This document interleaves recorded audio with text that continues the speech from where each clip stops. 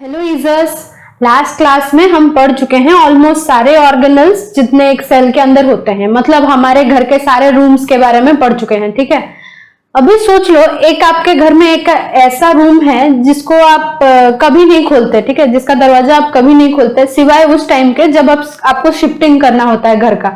ठीक है, वो कौन सा रूम है सोच के कमेंट करो। Store room. ठीक है, तो स्टोर रूम के बारे में आज हम पढ़ेंगे। ओके, तो what is the store room of a cell? Cell का वो रूम कौन सा है जिसके अंदर सारे चीज स्टोर होके रहते हैं? ठीक है, that is the nucleus.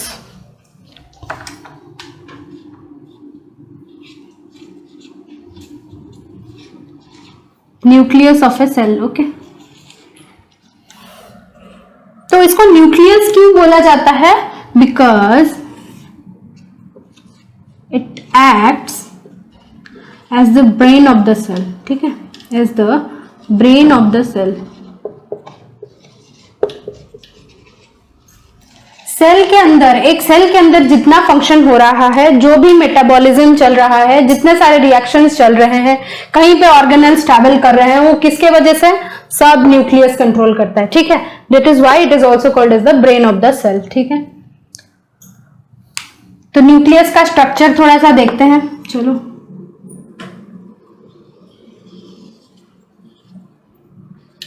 Nucleus कैसा है? कॉलोइडल। ठीक है,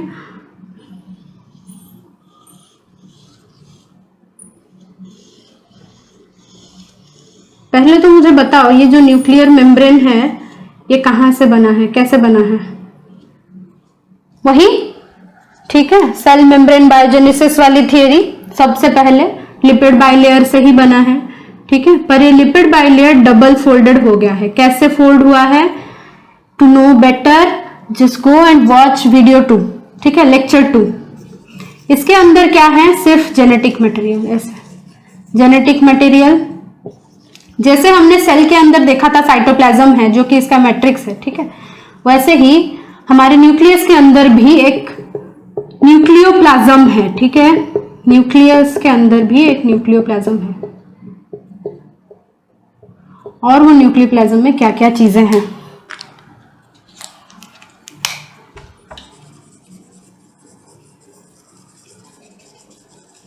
ठीक है, what is this? This is your nucleoli. Nucleus का और ज्यादा स्टोर हाउस। ठीक है, न्यूक्लियोलस या फिर न्यूक्लियोली। चलो, ये क्या है? ये वाला जो पोर्शन है ये है nucleoplasm.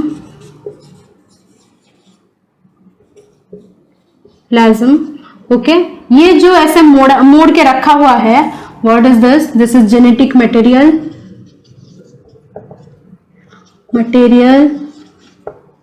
In the form of DNA and RNA। ठीक है, और ये न्यूक्लियोप्लाज्म में क्या क्या है? न्यूक्लियोप्लाज्म में बहुत सारे प्रोटीन्स हैं। क्यों चाहिए अभी मुझे प्रोटीन्स, ये हम देखेंगे। चलो, ये क्या है? न्यूक्लियर मेम्ब्रेन है, ऊपर वाला हिस्सा। ठीक है, न्यूक्लियर मेम्ब्रेन। न्यूक्लियर मेम्ब्रेन तो नहीं बोलते उसको, न्यूक्लियर एनवेलप। अच्छा, मेम्ब्रेन नहीं बोल के उसको एनवेलप क्यों बोला जाता है? मेम्ब्रेन मतलब एक स्ट्रक्चर। ठीक है, मतलब मान लो जैसे एक पर्दा हो गया ना तो वो मेम्ब्रेन हो जाता है, पर मान लो हम पर्दा को एक बार, दो बार ऐसे फोल्ड कर दिए, ठीक है, तो वो एनवेलप बन जाता है। एनवेलप कैसा होता है? देखे हो ना, दो पर्दे, मतलब पेपर का दो शीट्स, बस खाली गम से चिपका हुआ है साइड में। ठीक है, वही एनवेलप होता है। वैसे ही कुछ न्यूक्लियर एनवेलप, क्योंकि इसके दो फोल्ड्स हैं। ठीक है, और बीच में ये कुछ रीजन है। ठीक है,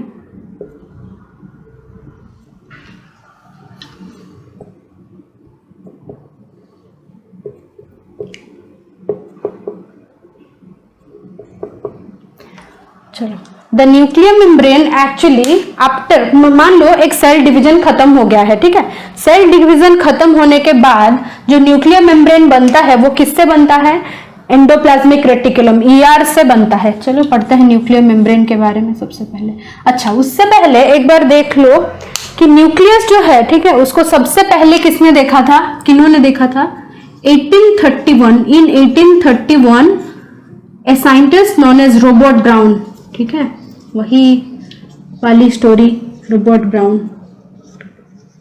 कुछ पढ़ रहे थे और उनको दिख गया न्यूक्लियस, पर वो तब तक उसको नाम नहीं दे पाए थे कि न्यूक्लियस, ठीक है। न्यूक्लियस वाला नाम बाद में फ्लेमिंग ने दिया, फ्लेमिंग, ठीक है। न्यूक्लियस, उनको कुछ कलर्ड मटेरियल अंदर भी दिखा था, ठीक है, वो जिसको वो नाम नहीं दे पाए थे न्यूक्लियस, ठीक है। फ्लेमिंग ने बाद में उसको नाम दिया एज क्रोमैटिन, क्रोमैटिन, ठीक है। ये टर्म फ्लेमिंग का दिया हुआ है। इसको थोड़ा मिटा देते हैं ना, बहुत ज्यादा किचकिच हो रहा है।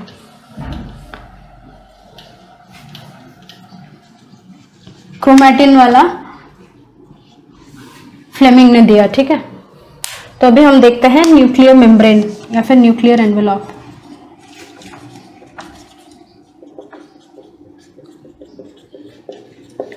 ठीक है, ये सिंगल मेम्ब्रेन स्ट्रक्चर नहीं है, folded upon itself, folded upon itself, ठीक है। फोल्ड हो गया है, अभी फोल्ड होके इसके अंदर जो भी कुछ चीजें हैं ना, फोल्ड हुआ है, देखो एक फोल्ड बन गया है, तो उसके अंदर भी वही सारे कुछ कॉलर्स रह गए होंगे, ठीक है।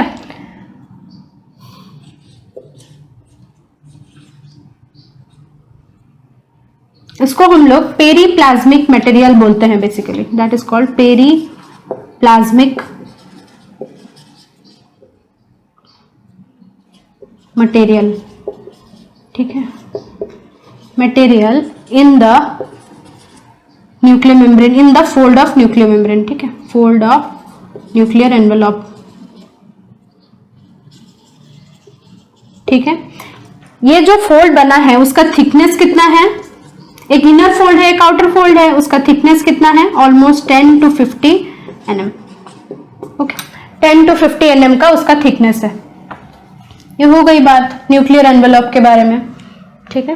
न्यूक्लियर एनवेलप जो है दिस इज नॉट कंटिन्यूअस, ठीक है। बीच बीच में क्या है, यहाँ पे देखो बीच बीच में गैप्स हैं। क्यों गैप्स हैं, क्योंकि जब ये न्यूक्लियर मेम्ब्रेन बना था, मतलब ये एक्चुअली पहले एक मेम्ब्रेन था, ठीक है, ये फिर बाहर आउटग्रोथ बन गए, इसके एक मेम्ब्रेन था उसका कुछ आउटग्रोथ बना, जैसे एमीबा का सूडोपोडिया होता है ना, वैसे ही उसके आउटग्रोथ बन गए थे, ठीक है। फिर ये आउटग्रोथ क्या हुआ, ऐसे बहुत ज्यादा बढ़ के फिर बाहर वाला मेम्ब्रेन हमारा सेल मेम्ब्रेन बना, फिर ये सारे बन गए, ठीक है। इसीलिए this nuclear membrane is continuous at some places, nuclear envelope continuous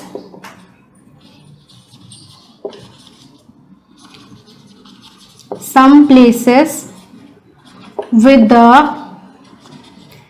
RER, ठीक है। RER के साथ बहुत ज्यादा, मतलब कहीं कहीं पे RER के साथ कंटिन्यूअस है, and at some places has gaps, ठीक है। गैप्स, ये देखो गैप्स हैं, ठीक है। दीज गैप्स, ये जो गैप्स हैं बीच बीच में, इनको हम क्या कहते हैं, nuclear pore. This gap is called as nuclear pore, okay. This gap is called as gaps called nuclear पोर,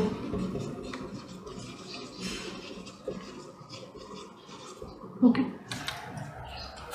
चलो इतनी बात है। अभी तो हम देखते हैं ये जो न्यूक्लियर पोर है ये सिर्फ गैप नहीं है, ठीक है। देखो हमेशा ऐसे एक चैनल बना रहेगा ना, तो कुछ बहुत सारी चीजें अंदर, बिना कोई स्टोर रूम के अंदर हर टाइम जाते हो क्या तुम लोग, नहीं जाते हो ना। जब जरूरत पड़ता है तभी अब स्टोर रूम का दरवाजा खोलते हो, जाके कुछ लेके आते हो, या फिर बाहर से लेके कुछ रख के आते हो उसके अंदर, ठीक है। वैसे ही है पूरा, अंदर बाहर से अगर कुछ चीजों को अंदर जाने की जरूरत पड़ी तभी ये पोर खुलेगा, ठीक है, या फिर अंदर से कुछ चीजों को बाहर आने की जरूरत पड़ी तभी ये पोर खुलेगा। इसका मतलब this is a gated pore. Nuclear envelope हो गई, न्यूक्लियर पोर कर देते हैं इसको। चलो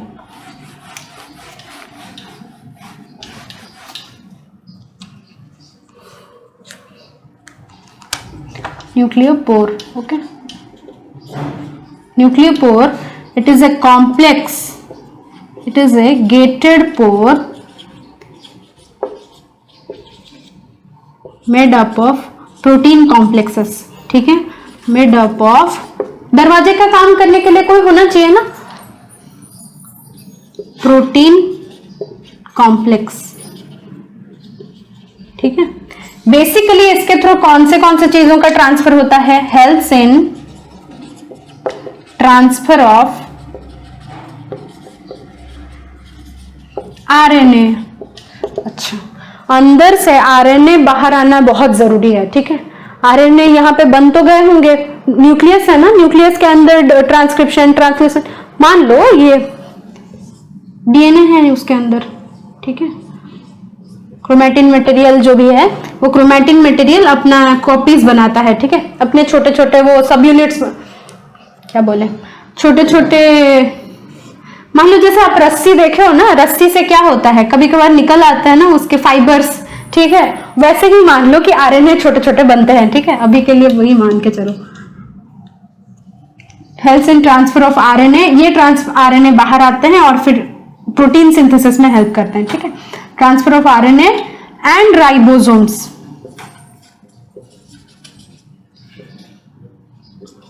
फ्रॉम इनसाइड टू आउट, ठीक है।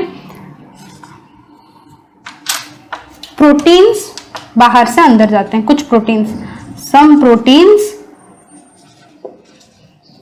Move from outside to inside, okay. हो गई बात, बस इतनी सी बात है, ठीक है।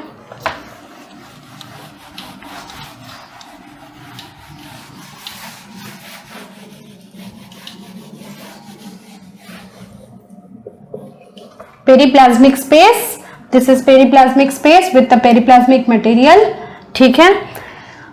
उसके बाद ये पूरा कंटिन्यूअस नहीं है, यहाँ पे पोर हैं, ये पोर्स कैसे बंद हुए हैं, कुछ डोर लगा हुआ है जिनको हम प्रोटीन कॉम्प्लेक्सेस बोलते हैं, बेसिकली पोरिन प्रोटीन, ओके। यहाँ पे पोरिन प्रोटीन होती है, पोर को बंद करने वाला पोरिन प्रोटीन, ठीक है, पोरिन प्रोटीन, ठीक है, पोरिन प्रोटीन होती है, ये हेल्प करता है transfer of RNA and ribosomes from inside to out, inside ribosomes बनते हैं, ठीक है। कहां पे बनते हैं हम देखेंगे, चलो। बाहर, अंदर से बाहर आने में राइबोसोम्स और प्रोटीन आरएनए को हेल्प करता है और कुछ प्रोटीन्स को बाहर से अंदर जाने में हेल्प करता है, चलो ये हो गई।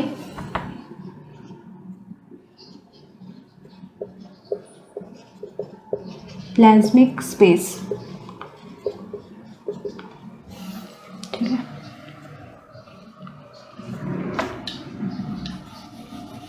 अभी हम चलते हैं न्यूक्लियोप्लाज्म पे, ठीक है। न्यूक्लियर पोर हो गया, न्यूक्लियर एनवेलप हो गया, चलते हैं न्यूक्लियोप्लाज्म। अच्छा, न्यूक्लियर एनवेलप जो स्ट्रक्चर है वो यूकैरियोट्स में है सिर्फ, ठीक है, that is not found in case of prokaryotes. Prokaryotes में ऐसा कुछ नहीं है, इसीलिए तो उनका इतना अच्छा है, उनका पैकेजिंग इतना अच्छा है, पैकेजिंग के लिए उनको कुछ जरूरत ही नहीं पड़ता बैग, सिर्फ क्योंकि ये सर्कुलर स्ट्रक्चर है पूरा, ठीक है, पूरा सर्कल में ऐसे बंधा हुआ है, सिंगल सर्कुलर डीएनए है उनके पास, ठीक है। चलो, nucleoplasm,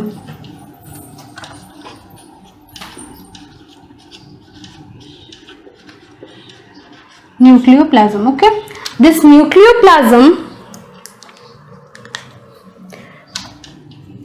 nucleoplasm consist not only of DNA, सब बोलते हैं कि हाँ चलो क्रोमैटिन मटेरियल, सबसे पहली चीज क्रोमैटिन, ठीक है, क्रोमैटिन। देखो क्रोमैटिन कैसे होता है बच्चों, ऐसे,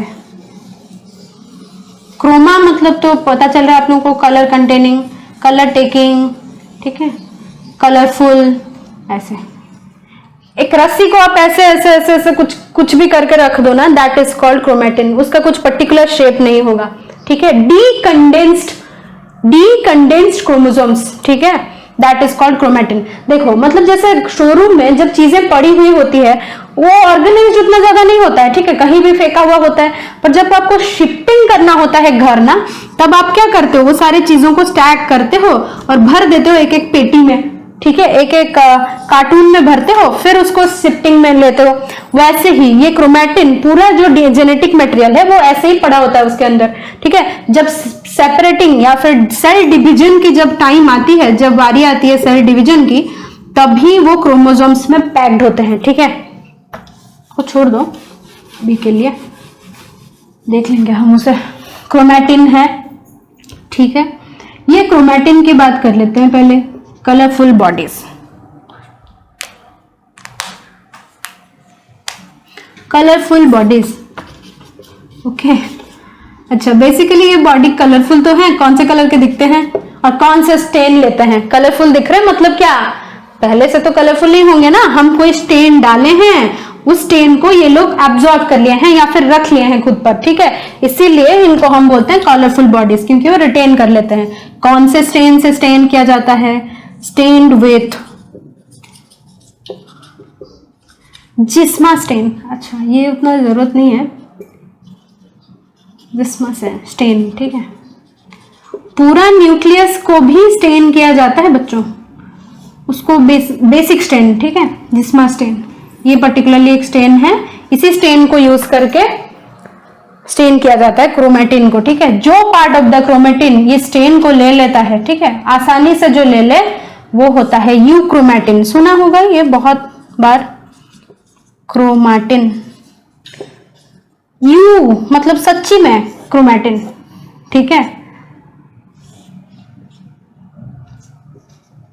हेटेरोक्रोमैटिन बाकी जो नहीं लेता है, easily takes the colour, easily takes the colour, colour, okay, colour of the stain. Heterochromatin वो रीजन, वो सारे पार्ट्स ऑफ द क्रोमैटिन। देखो जब आप ऐसे बाइंड करके किसी चीज को, बाइंड तो नहीं मतलब ऐसे फैला के रखे हुए हो किसी रस्सी को, कोई कोई जगह पे ना बहुत ज्यादा गांठ पड़ जाती है, बहुत ज्यादा टाइटली गांठ पड़ जाती है, और कुछ कुछ जगह में ऐसे ही थोड़ा खुला होके रहता है, ठीक है। जो सारे जगह पे खुला है, ठीक है, उस जगह पे क्या होता है, ये स्टेन आराम से रह सकता है। क्यों रह सकता है, उसके ऊपर भी एक है, उसका भी एक रीजन है कि क्यों खुले जगह पे। ऐसे तो आप हर जगह पे बताते हैं कि जहां पे ज्यादा क्रॉस लिंक्ड है, क्रॉस लिंकेज है, वहां पे अच्छे से स्टेन रहेगा, जहां पे क्रॉस लिंकेज कम है वहां पे स्टेन उतना अच्छे से रहेगा नहीं, यही बोला जाता है ना बेसिकली। पर यहाँ पे ऐसा क्यों है, क्योंकि ये जो जिस्मा स्टेन है ना, इसमें कुछ एंजाइम होती है, ट्रिप्सिन, अच्छा कुछ एंजाइम्स होती हैं, वो एंजाइम्स क्या करते हैं, तोड़ते हैं, ठीक है, प्रोटीन्स को तोड़ते हैं। जब प्रोटीन्स टूटते हैं तभी कलर आता है, ठीक है। तो क्योंकि वो खुले हुए हैं तो उसमें प्रोटीन्स को तोड़ना आसानी हो जाता है, पर जो गांठ में है, बहुत ज्यादा बंधे हुए हैं, उनके अंदर जो प्रोटीन्स होते हैं ना, उनको तोड़ना थोड़ा प्रॉब्लमेटिक हो जाती है। इसीलिए क्या होता है, वो हेटेरोक्रोमैटिन पूरा ब्लू कलर के नहीं दिखते, ठीक है, दूसरे कलर के दिखते हैं, डिफरेंट डिफरेंट ब्लैक ब्लू ऐसा टाइप का कलर देता है, ठीक है। That's why heterochromatin, differently strained.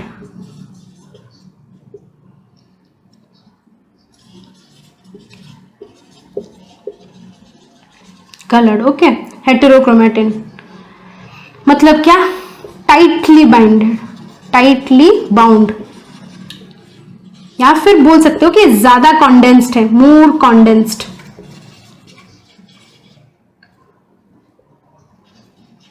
More condensed, ठीक है। ये है लेस कॉन्डेंस्ड, लूजली बाउंड, थोड़ा सा लूज बाउंड है, loosely bound, less condensed, okay, ठीक है। चलो ये हो गई हेटेरोक्रोमैटिन और यूक्रोमैटिन की बात। और एक भी डिफरेंस है हेटेरोक्रोमैटिन और यूक्रोमैटिन में, क्या है बच्चों, जो रीजन ज्यादा गांठ जिसमें नहीं पड़े होंगे, ठीक है, उसको खोलना आसान हो जाता है। बहुत ज्यादा गांठ पड़ा हुआ है, ठीक है, उसको खोलने में टाइम लग जाएगा, पर अगर वो थोड़ा मतलब ऐसा लूजली बाउंडेड होगा ना, तो उसको खींच के आराम से अपन खोल सकते हैं, ठीक है।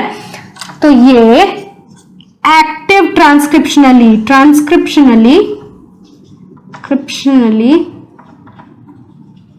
मोर एक्टिव, ठीक है। ये जो रीजन है this is transcriptionally less active.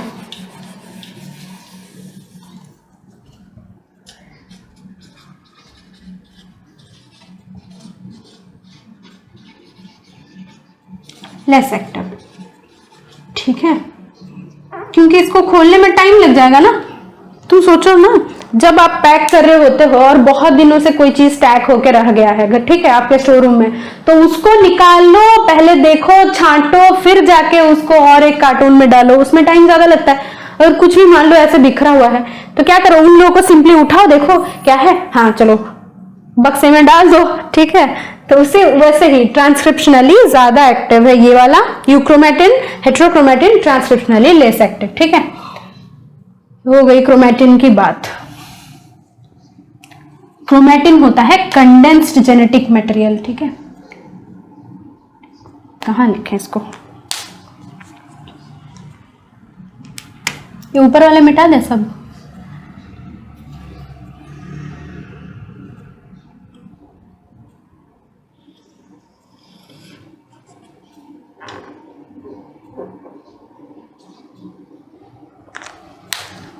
Nucleoplasm तो मिटा ही देते हैं, कुछ जरूरत नहीं है। और न्यूक्लियोप्लाज्म का ये पहला स्ट्रक्चर है, ठीक है, पहला स्ट्रक्चर है न्यूक्लियोप्लाज्म का। हम देख रहे हैं क्रोमेटिन, ठीक है। कंडेंस्ड जेनेटिक मटेरियल क्या है, कंडेंस्ड, सॉरी डीकंडेंस्ड,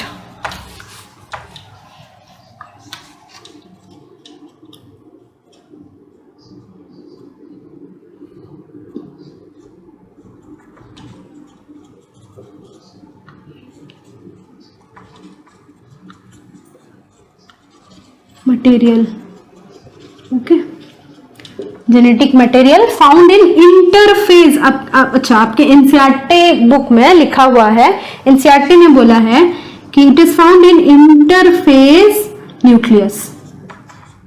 भी इंटरफेज क्या हो गई भाई, interphase nucleus, what is this interphase nucleus, ठीक है। देखो, आपको शिफ्टिंग करना है, आप करना तो है ही शिफ्टिंग, क्योंकि हम तो भाड़े में ही ज्यादातर रहते हैं ना, तो शिफ्टिंग तो करना है ही, पता है कि हाँ शिफ्टिंग करना है।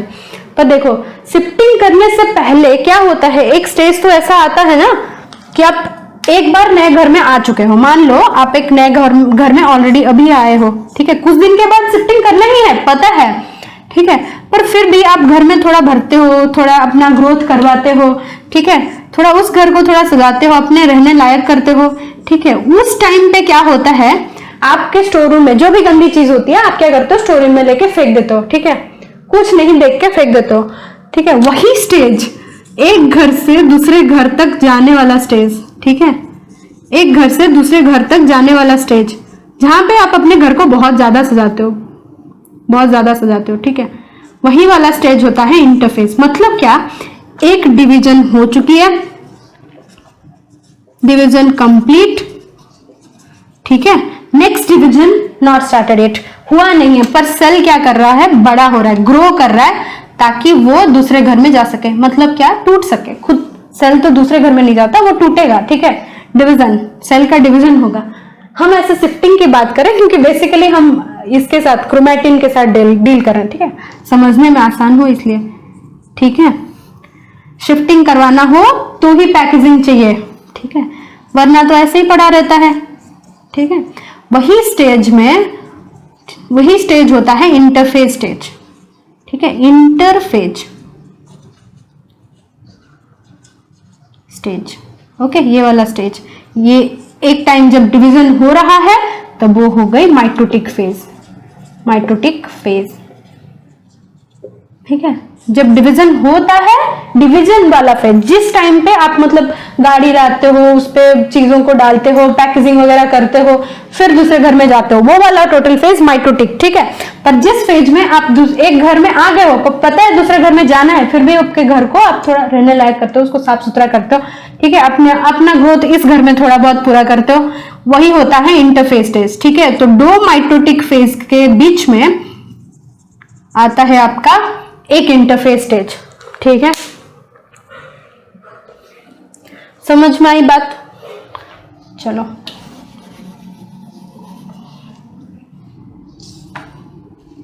इसको मिटा देते हैं, ठीक है, ये उतना नहीं है, बस खाली समझो कि इंटरफेज क्या है, ठीक है। What is this interphase stage?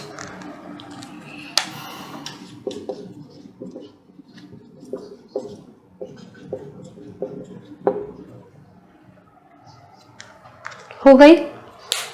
Interphase nucleus होता है, डीकंडेंस जेनेटिक मटेरियल होता है, ये क्रोमैटिन होता है, ठीक है। कलरफुल बॉडी, इसलिए उसको क्रोमैटिन बोला गया। नाम किसने दिया? फ्लेमिंग ने दिया था, ठीक है। पहले कब देखा था? रॉबर्ट ब्राउन ने 1831 में देख लिया था। चलो ये भी हम लोग कैसे देख पाए? Due to the advent of the electron microscopy and all, ये सब तो लिखा हुआ है आपके बुक में, ठीक है। चलो तो इसको मिटाते हैं, नेक्स्ट चीजों पे चलते हैं, ठीक है। क्या है आपके न्यूक्लियोप्लाज्म के अंदर? हाँ, तो न्यूक्लियोप्लाज्म में हम क्या बोल चुके थे कि पहले क्रोमैटिन है, सबसे ज्यादा जगह जो कवर करके रखा हुआ है ना, वो क्रोमैटिन है। उसके बारे में पढ़ लिया। दो टाइप के क्रोमैटिन होते हैं, यूक्रोमैटिन, हेटेरोक्रोमैटिन, कौन सा स्ट्रेन है, क्या है, सब देख लिया, ठीक है। बेसिक स्ट्रेन यूज किया जाता है, एक बात हमने वो की थी, ठीक है। बेसिक स्ट्रेन क्यों है बेटा? क्योंकि हमारा जो जेनेटिक मटेरियल है उसमें फॉस्फेट बहुत ज्यादा लगा हुआ है, देखो डीएनए है, ठीक है, डीएनए और आरएनए, यही दो चीजें हैं ना क्रोमैटिन के अंदर, बस उसको खाली बेसिकली तो डीएनए ही है, आरएनए थोड़े बहुत है, ठीक है। ये डीएनए क्या है? मान लो ये एक डीएनए का धागा है, ठीक है, ये दो धागे हैं, ठीक है। उसका एक एंड में ऐसे OH, एक जगह पे फॉस्फेट, ठीक है। फिर एक एंड में ये कौन सा है? अच्छा, ये वाला यहाँ पे खत्म हुआ है, तो ये वाला फॉस्फेट और ये वाला OH, ठीक है। मतलब दो स्ट्रैंड्स होते हैं, ठीक है। मान लो ऐसे दो स्ट्रैंड्स, उसको ज्यादा अच्छे से हम जब बायोमोलिक्यूल्स पढ़ेंगे ना बेटा, उसका थोड़ा हम देखेंगे स्ट्रक्चर्स वगैरह ज्यादा अच्छे से, ठीक है। अभी के लिए ऐसे मान लो कि होता है ना, लड़कियां दो चोटी बनाती हैं, ठीक है। मान लो ये दो चोटी हैं, ठीक है। उसको क्या करो? क्रिस क्रॉस करो, ऐसे क्रिस क्रॉस करो, ठीक है। उसका बिगिनिंग में जिसका OH होगा वो होगा 3' एंड, ठीक है। बिगिनिंग में OH वो 3', ठीक है। जिसका बिगिनिंग में OH उसका एंडिंग पे क्या होगा?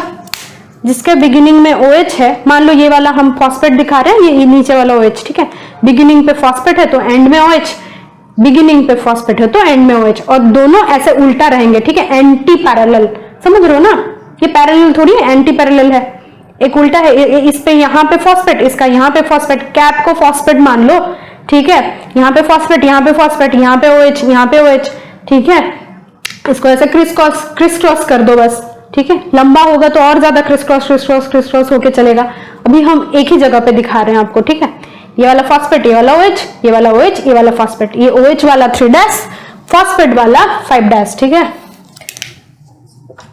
5'। और ये आपका फॉस्फेट वाला यहाँ पे क्या आएगा? ये OH है ना, ये खत्म हुआ है यहाँ पे, ये वाला 5' और ये वाला आपका 3'।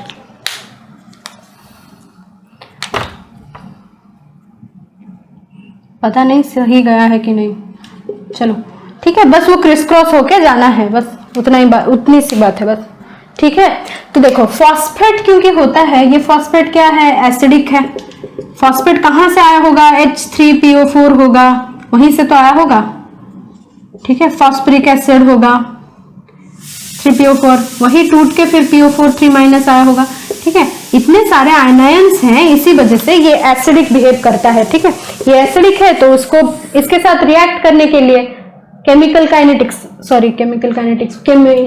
इक्विलिब्रियम में पढ़ा होगा ना, वो क्या बोलते हैं उसको, आयनिक इक्विलिब्रियम में पढ़ा होगा ना, कैसे स्टेन वगैरह रिएक्शन, कैसे इंडिकेटर कैसे काम करते हैं। बेसिकली एसिड बेस रिएक्शन ही होता है, ठीक है, उनमें भी, ठीक है।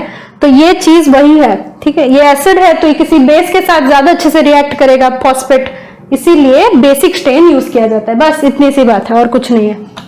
इसको एसिडिक माना जाता है, और अगर एसिडिक है कोई चीज तो उसके ऊपर कौन सा चार्ज, नेगेटिव चार्ज। समझ में आई?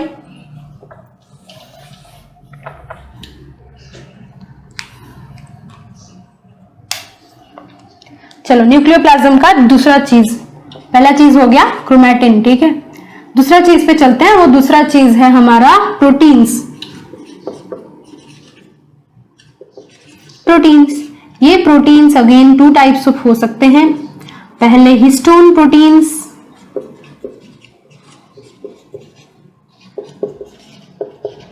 ठीक है, और दूसरे होते हैं, एक साइड में लिखना चाहिए था, और दूसरे प्रोटीन्स होते हैं न्यूक्लियोप्लाज्म के अंदर। सेकंड चीज जो होती है वो है प्रोटीन्स, ठीक है। ये प्रोटीन्स 2 तरह के हो सकते हैं, एक है हिस्टोन प्रोटीन्स और एक है प्रोटामाइन्स और नॉन हिस्टोन बेसिक प्रोटीन्स, ठीक है। ये हिस्टोन प्रोटीन्स का काम बेसिकली, ये भी बेसिक है, अभी बेसिक हुए हैं तो उसका एक प्रॉफिट है हमारे ऊपर, हमारे पास, ठीक है। क्या है, जो जेनेटिक मटेरियल है बेटा, ठीक है, जब इस जेनेटिक मटेरियल को हमें पैकेज करना होता है, ठीक है। ये ऐसे तो नहीं रह सकते ना, पूरा एंटेंगल हो जाएंगे ऐसे ही छोड़ दोगे तो। क्या करते हैं, मतलब क्या किया है नेचर ने अपने साथ, कि अपना एक ऐसा लिया है, ठीक है, एक जैसे आप लोग ऊल को एक बॉल बना के रखते हो ना, किसी एक के ऊपर लपेट कर बॉल बना के रखते हो, ठीक है, वैसे ही क्रोमैटिन को क्या किया है, ऐसे पकड़कर लपेटा हुआ है, ठीक है। जो सारे स्ट्रक्चर्स पर उसको लपेटा है, जो प्रोटीन्स, उसके लिए कुछ चाहिए मेरे को लपेटने के लिए। जिस स्ट्रक्चर पर लपेटा हुआ है वो हिस्टोन प्रोटीन से बना हुआ एक ऑक्टामर है। क्या है, ऑक्टामर है, कुछ नहीं है, आप लोग ऐसे ही मान लो कि ऐसा एक स्ट्रक्चर है, ठीक है।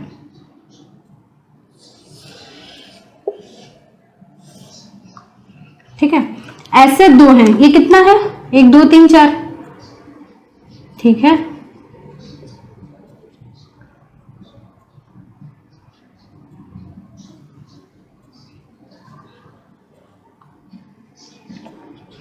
छूट, ठीक है।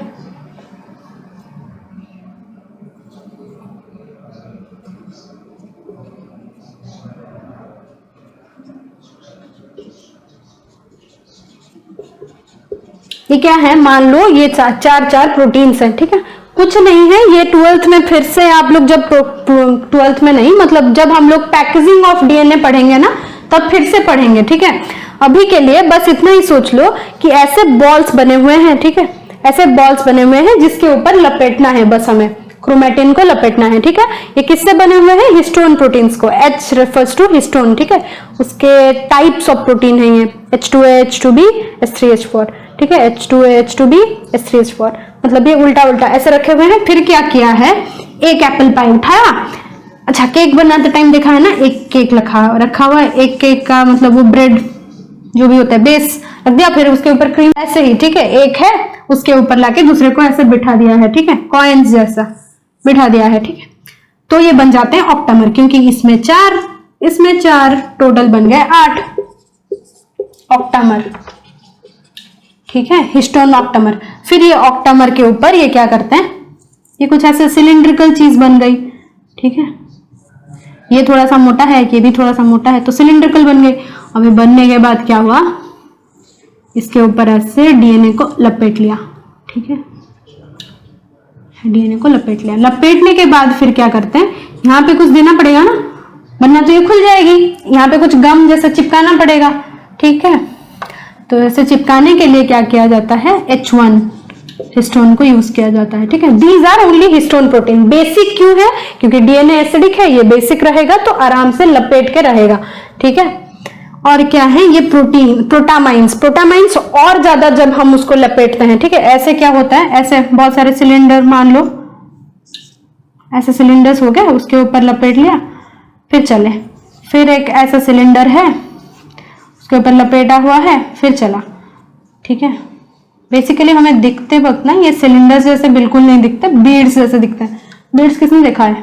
देखे हो ना, बचपन में यूज करते थे आप लोग बहुत सारी चीजों में, हम तो करते थे, पता नहीं आप लोगों का। प्रोजेक्ट्स में बहुत ज्यादा यूज होता था। ठीक है, ये ऐसे ही दिखेगा। ठीक है, कुछ इसको बोल, ये बीड जैसा दिख रहा है और ये कुछ स्ट्रिंग जैसा। ठीक है, ये लिंकर डीएनए, लिंकर डीएनए। ठीक है, लिंकर डीएनए है, मतलब वो जुड़ा नहीं गया है, मतलब वो लपेटा हुआ नहीं है, ऐसे ही बाहर थोड़ा सा पड़ा हुआ है। ठीक है, ऐसे सब बीड, उसके बाद स्ट्रिंग, बीड, उसके बाद स्ट्रिंग, मतलब ऐसा लगता है जैसे एक नेकलेस है। ठीक है, और उसमें बीड्स हैं, बीड विथ स्ट्रिंग लुक्स, ऐसा ही लगता है। ठीक है, अपीयरेंस ऐसा ही देता है। फिर क्या करते हैं, इसको फिर से मोड़ना होता है हमें, फिर से इसको मोड़ो मोड़ो मोड़ो, सारे बीड्स को ऐसे मोड़ो, सभी को ऐसे स्प्रिंग जैसा मोड़ देते हैं। ठीक है, पूरा स्प्रिंग तरह का मोड़ देते हैं। तो इसको मोड़ने के लिए फिर कुछ चाहिए होगा, फिर ये जो स्प्रिंग बना है, इस स्प्रिंग को फिर से मोड़ो ऐसे ऐसे ऐसे ऐसे ऐसे, फिर ऐसे ऐसे ऐसे ऐसे ऐसे, फिर ऐसे ऐसे ऐसे ऐसे ऐसे मोड़ते जाओ। ठीक है, वरना इतना देखो, इतना ये कितना है पता है, 2.2 मीटर्स का टोटल क्रोमेटिन। ठीक है, इतना छोटा सा जगह है, उसके अंदर 2.2 मीटर्स का क्रोमेटिन टोटल रहता है, टोटल। ठीक है, length of the DNA, DNA का लेंथ है 2.2 मीटर्स। ठीक है, ह्यूमन बींग्स के लिए बोल रहे हैं। ठीक है, इतना को इतने छोटे से जगह में रखना है आपको, तो रखने के लिए कुछ तो उसको ज्यादा मोड़ना पड़ेगा ना, तो इसीलिए एक्चुअली जरूरत है हमें ये प्रोटीन्स की। ठीक है, ये मोड़ने के लिए और ज्यादा हेल्प करते हैं ये प्रोटामाइंस। ठीक है, ये मोड़ा गया, फिर और ज्यादा मोड़ने पर ये क्रोमोसोम पे पहुंच जाएगा। ठीक है, क्रोमोसोम्स भी देखेंगे हम। समझ में आ गई बात? प्रोटीन्स की हो गई। बीड विथ स्ट्रिंग अपीयरेंस, ये थोड़ा लिख लेते हैं।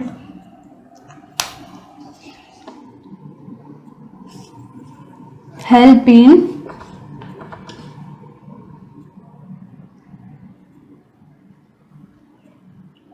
क्या बोलेंगे उसको, फोल्डिंग तो नहीं बोल सकते,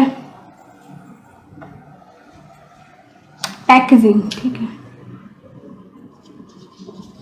पैकिंग डीएनए, ये डीएनए को बांधने के लिए बेसिकली, ठीक है, हेल्प करता है। और ये क्या करता है, फोल्डिंग,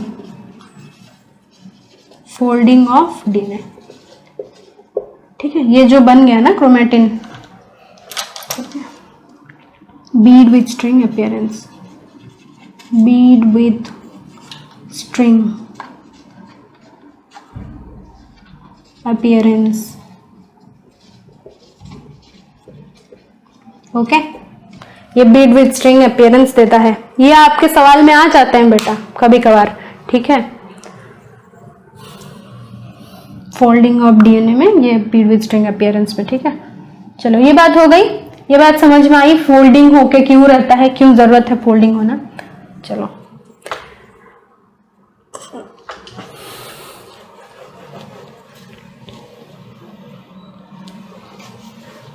अभी चलते हैं हम अपने तीसरे चीज पर। ठीक है, क्या है, न्यूक्लियस के अंदर जो है पड़ा हुआ है न्यूक्लियोप्लाज्म में, तीसरा चीज वो क्या है।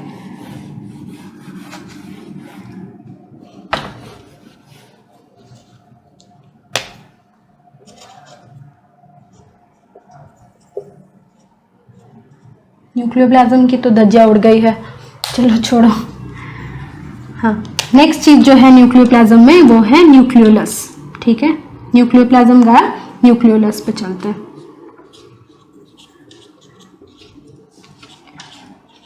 इसको हम क्या करते हैं, थोड़ा मैग्नीफाई कर लेते हैं खुद से। यहाँ पर तो हमारे पास मैग्नीफायर नहीं है, क्या करें, खुद से इसको थोड़ा मैग्नीफाई कर लिया। ठीक है, तो ये कुछ ऐसा दिखेगा।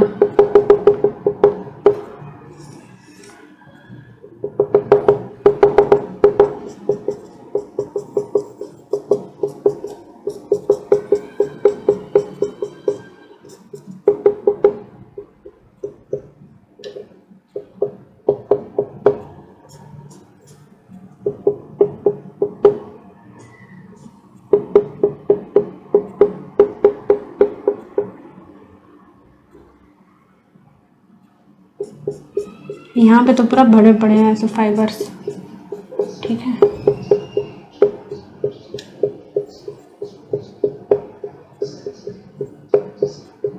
अच्छा, इसका 2 रीजन है mainly, this nucleolus has 2 regions, ठीक है। 2 रीजन है इसके मेनली, क्या क्या बेटा, फाइब्रिलर रीजन और ग्रैन्युलर रीजन। देखो ये जो वाला रीजन है ना, यहाँ पे बहुत सारे फाइबर्स होते हैं। क्यों फाइबर्स होते हैं यहाँ, ये भी तो डीएनए का ही बना हुआ है, बेसिकली डीएनए ही है, ठीक है। पर सिर्फ वो डीएनए जो राइबोसोमल आरएनए बना सकते हैं, ठीक है। तो क्या है, ये सब फाइब्रिलर कंपोनेंट है, फाइब्रिलर रीजन, ठीक है। डेंस फाइब्रिलर रीजन भी है एक ठो, और एक लाइट फाइब्रिलर रीजन, मतलब ये जैसे हैं, ठीक है। बहुत ज्यादा फाइब्रस है तो ये डेंस फाइब्रिलर रीजन, ठीक है। फाइब्रिलर और ये सारे ग्रैन्युलर बोल दो, ग्रैन्यूल्स।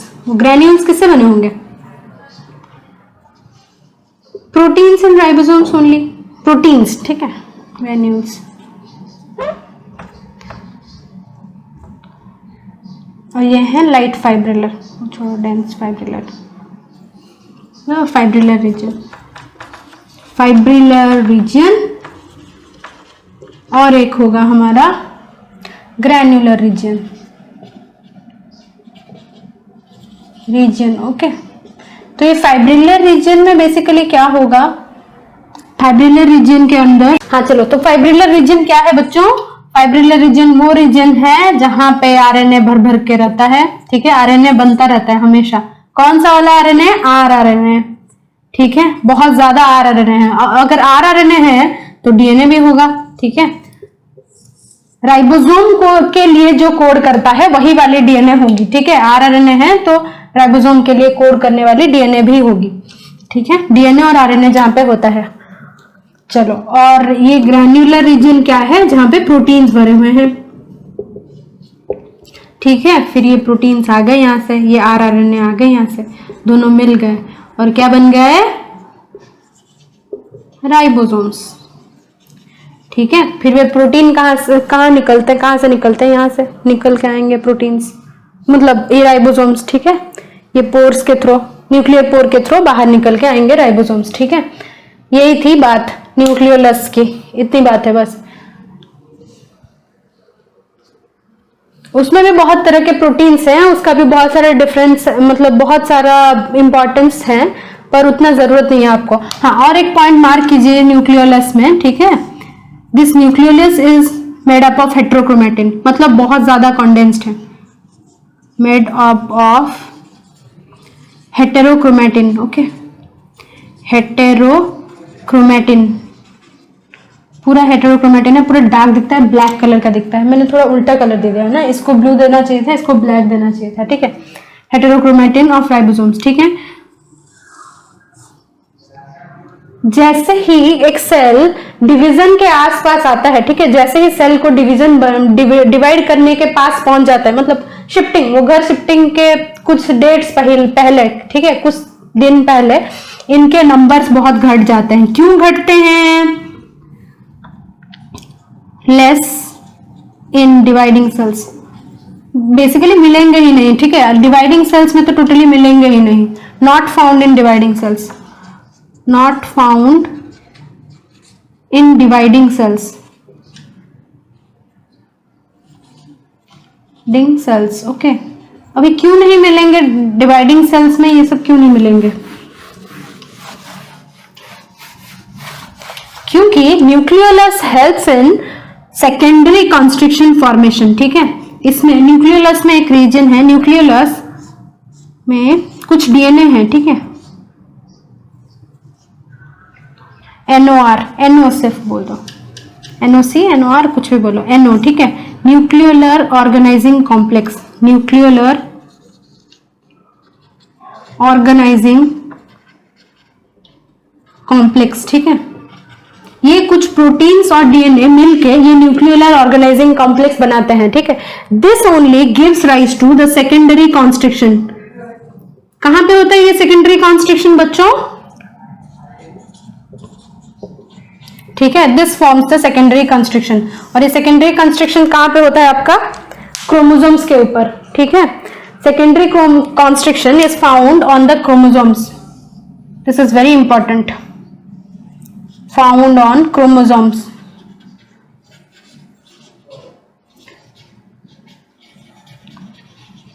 Chromosomes, ठीक है. Other than chromosomes at places other than centromere. ये देखेंगे हम क्या है centromere. Places other than centromere.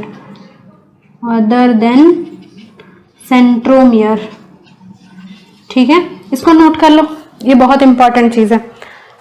ठीक है. एनओ न्यूक्लियोलाइड ऑर्गेनाइजिंग कॉम्प्लेक्स किससे बना हुआ है? कुछ आरएनए, कुछ डीएनए और कुछ प्रोटीन से बना हुआ है.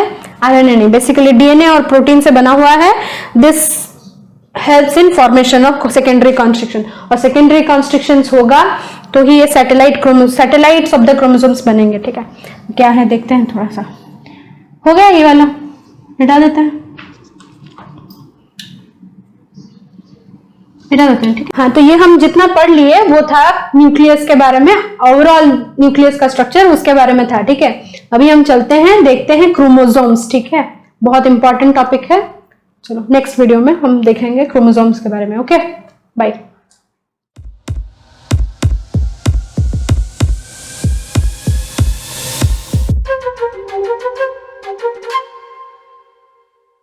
Letting you think out of box.